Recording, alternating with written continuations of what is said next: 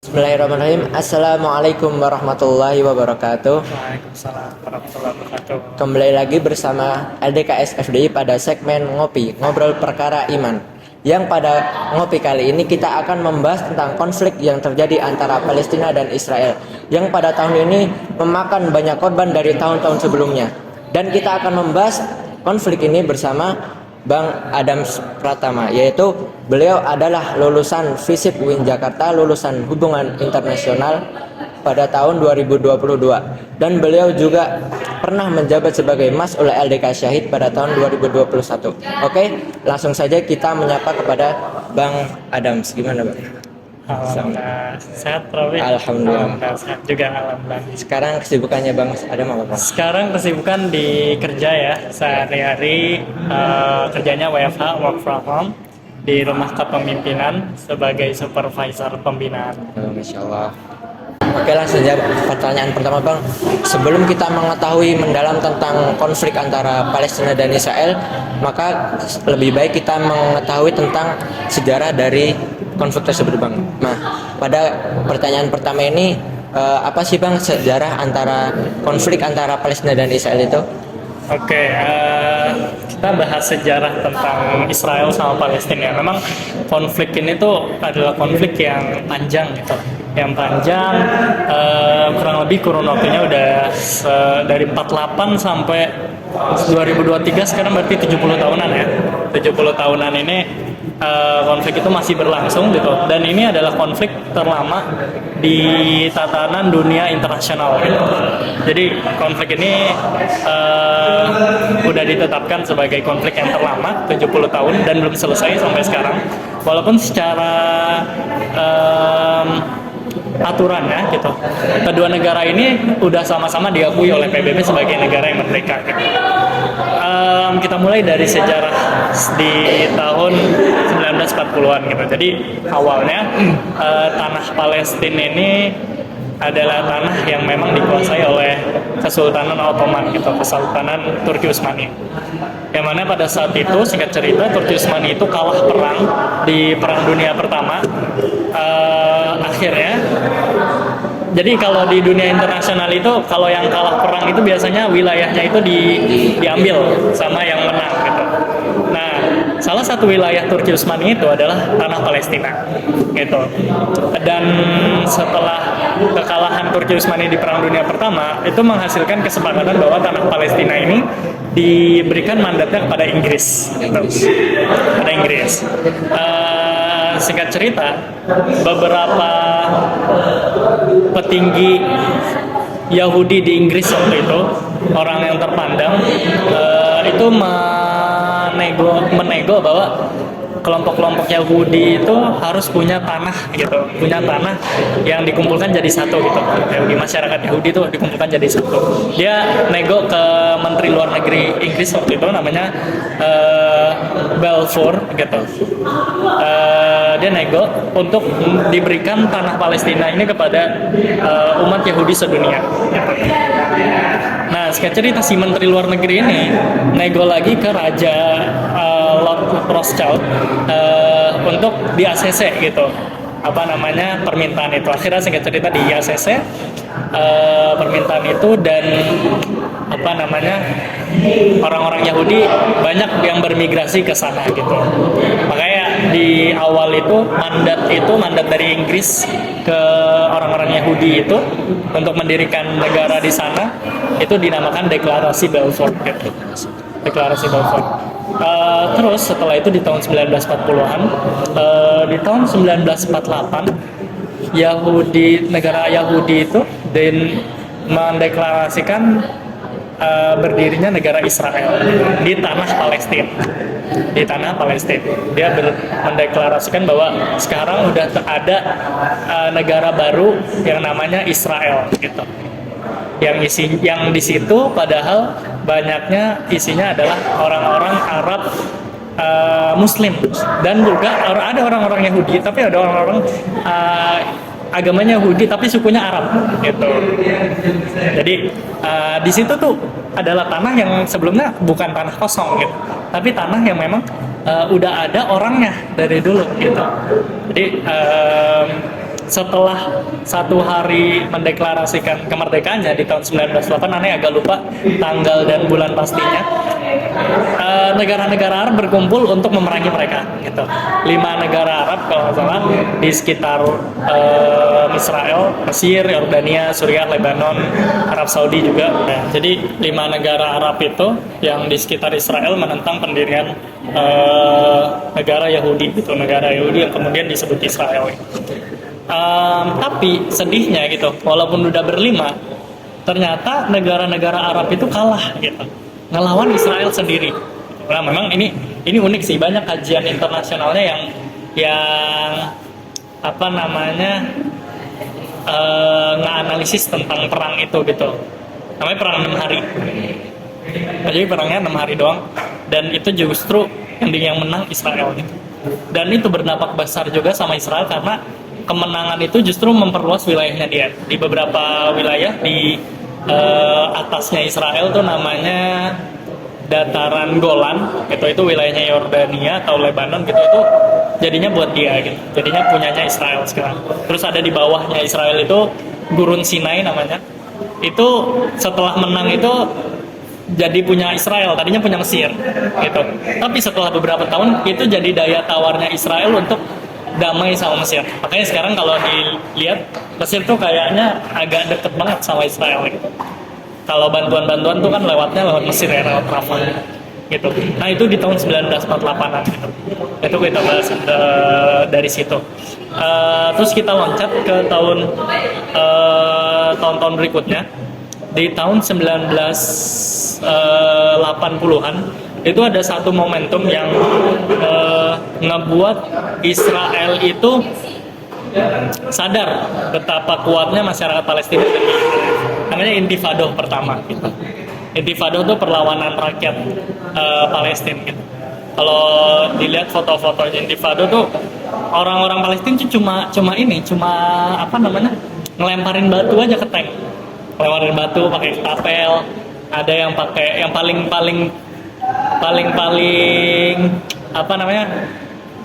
keren pakai ini bom molotov aja paling, itu bom molotov. Tapi banyak yang ngelawan, jadi militer Israel kewalahan juga gitu, dan banyak juga jatuh korban di situ. Jangan orang cuma pakai kayak gitu ditembakin mati juga kan. Nah akhirnya dari situ Israel dikecam sama dunia internasional, yang ngebawa Israel dan Palestina ini ke meja perundingan.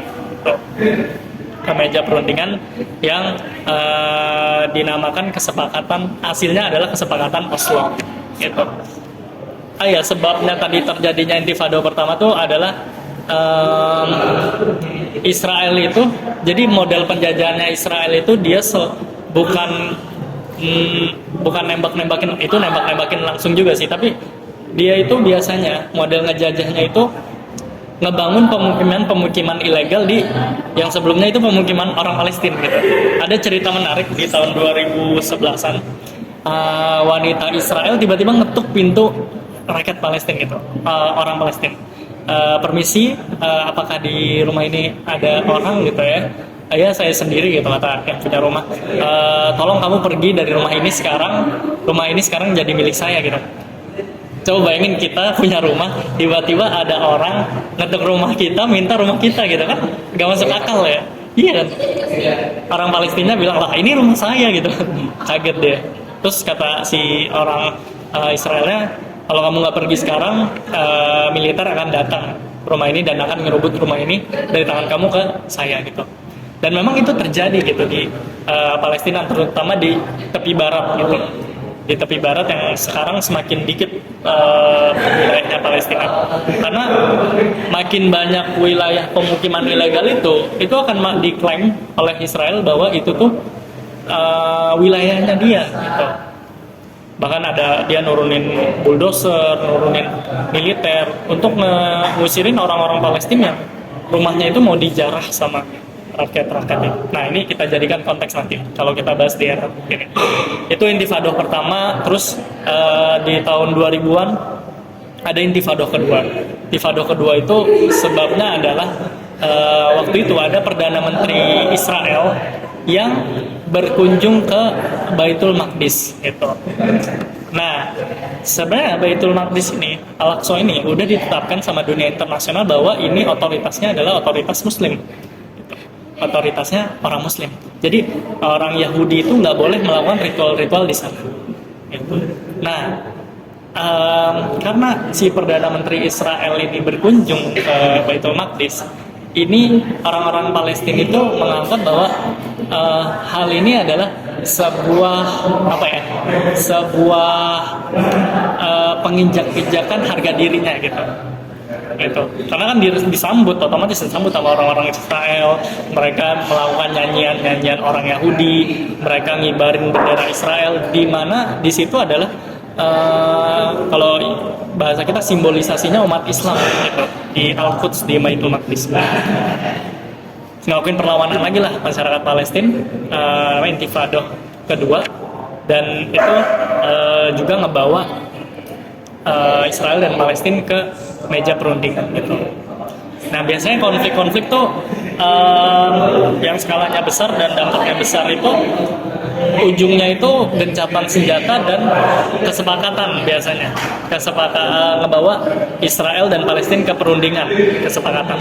Karena masyarakat internasional, terutama Amerika gitu ya, biasanya kalau udah ngelihat dampaknya banyak banget, merugiin Israel, rakyat yang meninggal di Gaza ataupun Palestina secara garis luas itu udah banyak gitu, karena masyarakat internasional otomatis akan ngecam gitu ya, akan ngecam Amerika dan Israel karena udah genocide banyak orang, karena dibawa.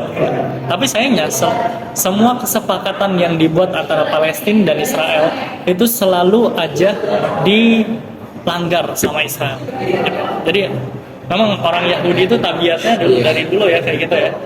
Bahkan nabi-nabi pun juga diutus buat mereka, tapi mereka malah mengkhianati gitu kan. Kalau kita baca kisah-kisahnya Nabi Musa, Nabi Zakaria yang digergaji meninggalnya gitu. Terus kita loncat lagi di tahun 2006 ada pemilu terakhir di Palestina gitu. Dan itu dimenangkan oleh Hamas. Karena kita bahas sedikit, ada beberapa. Jadi di Palestina itu sama kayak di Indonesia, ada partai-partainya juga. Ada Hamas, Fatah, terus juga Jihad Islam, terus ada PLO. Baru-baru ini ada kelompok namanya Lion Dance, bukan partai itu, sebenarnya kayak gerakan aja gitu. Nah, pemilu pertama itu dimenangkan oleh Hamas gitu ya, tapi nggak diakui secara internasional bahwa yang menang itu Hamas, dan Israel juga nggak ngakuin kemenangan itu. Jadi kasihan Palestina ini sebenarnya udah diakuin secara merdeka, tapi secara sistem, secara semuanya itu masih dibonekain sama dunia internasional gitu. Makanya akhirnya diboikot pemerintahan Hamas gitu. Dunia internasional lebih memilih Fatah yang megang, dan Hamas sampai sekarang berkuasa di Gaza gitu. Tapi yang paling populer di Palestina sekarang itu adalah Hamas dan Fatah gitu gerakannya. Fatah itu pendirinya namanya Yasser Arafat. Dia ideologinya nasionalis sekuler. Ada juga yang berpendapat Yasser Arafat ini ideologinya itu sosialis, komunis. Karena dulu Palestina di waktu masih ada Uni Soviet, dekatnya sama Uni Soviet. Amerika dekatnya sama Israel dekatnya sama Amerika. Tapi lebih banyak data-data tuh yang berpendapat bahwa Yasser Arafat itu nasionalis sekuler, nasionalis lah, ya kayak Soekarno lah gitu. Terus kalau si Hamas ini yang bentuk itu namanya Sheikh Ahmad Yassin, seorang yang buta, terus juga di kursi roda, tapi meninggalnya itu dibunuh pakai helikopter dan rudal. Bayangin, orang buta, orang pakai kursi roda kan, kalau ditembak aja mati kan. Tapi Israel butuh helikopter sama rudal buat ngebunuh beliau gitu. Dan beliau udah tahu tuh beliau kan meninggal subuh ya. Cerita beliau meninggal subuh, dan setelah sholat subuh berjamaah. Di malam-malam itu beliau udah punya firasat bahwa besok subuh tuh beliau akan meninggal gitu. Karena di malam-malam itu helikopter kayak mantau rumahnya gitu, keliling-keliling. Nah itu pendirinya Hamas, Sheikh Khalid Yassin. Jadi Hamas itu bisa dibilang adalah Ikhwanul Musliminnya versi Palestina gitu. Ikhwanul Muslimin pusatnya di Mesir, yang ngedirin Hasan al-Banna, dan versi Palestina ada Sheikh Ahmad Yassin dan namanya Hamas. Sering dibilang Hamas ini sebenarnya basisnya perjuangan militer gitu ya. Sebenarnya Hamas ini kayak Fatah juga, partai politik gitu. Dia juga ngedirin kayak sekolah, ngedidik juga, banyak kegiatan sosialnya juga gitu. Akhirnya banyak masyarakat yang memang cinta sama perjuangan-perjuangan Hamas ini gitu. Cuman Hamas ini ngelihat bahwa Fatah ini setiap berunding itu efeknya bukan positif gitu, tapi negatif gitu. Di kesepakatan Oslo itu justru makan beberapa wilayahnya Palestina gitu. Tadinya banyak, akhirnya tinggal tepi barat sama Gaza. Akhirnya dari kesakit hatian itu, Hamas memilih bahwa sepertinya kalau kita merunding terus gitu ya, kita harus ada jalan perjuangannya juga lewat militer gitu. Makanya di tanggal 7 Oktober kemarin Hamas ngelakuin penyerangan militer kepada Israel gitu. Sebenarnya sebelumnya juga Hamas sudah ngelakuin penyerangan militer juga gitu. Tapi dampaknya nggak sebesar yang sekarang. Yang sekarang tuh membuat Israel tuh benar-benar kaget.